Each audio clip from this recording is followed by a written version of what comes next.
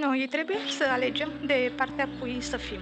Suntem de partea bisericii, suntem de partea lui Dumnezeu și de partea lui Isus Hristos și dacă suntem de partea lui Dumnezeu și de partea lui Isus Hristos, atunci noi împlinim cuvântul lui Dumnezeu și voia lui.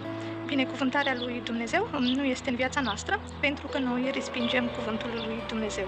Respingem biserica și respingem oamenii lui Dumnezeu, ungerea lui Dumnezeu.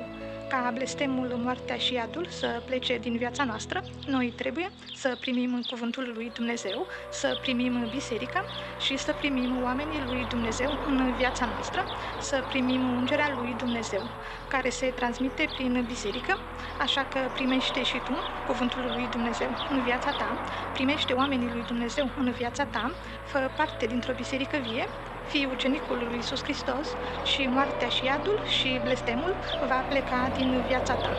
Amin.